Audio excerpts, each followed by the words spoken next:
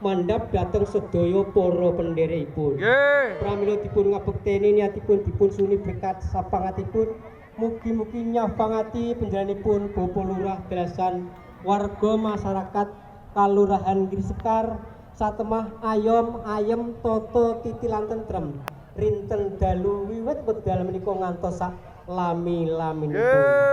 Wondene ngawontenaken nggih menika bancaan Sekar Kanya nyatipun kangge dak lulur Mbok Dewi Pertimah ingkang mapan wonten bedaringan kiwa Tawitengen ingkang dados bedaringanipun warga masyarakat Kalurahan Grisekar ing sedayanipun. Wondene ingkang setunggal langsa ngawontenaken bancaan tembasan peken niatipun kangge nyumerpi anabsiripun Bapak Lurah ingkang kacipta salebeting raos mbok bilih sedaya warga wonten ingkang among tetanen dol tinumbasan.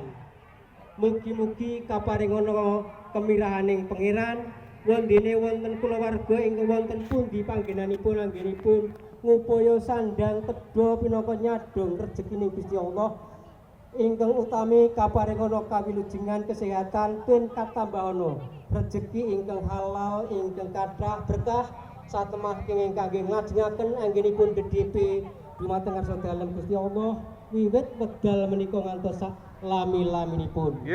Simbuling panuwun wontenipun bancal wilujengan saestu namung kangge nuwun dumateng ngarsa dalem Gusti Allah. Mugi-mugi sedya panunipun Bapak Sutarpan Lurah Grisekar ingkang sinengkuyung warga masyarakat ing sedayanipun kinabulan satemah lestari ayu tulus linteng dalu guyub rukun gotong royong bandul krompol wiwit wedal menika ngantos sak panggilipun. Kirang wicaksana kawula matur kathah, kirang langkung punyun ageng pangapunten.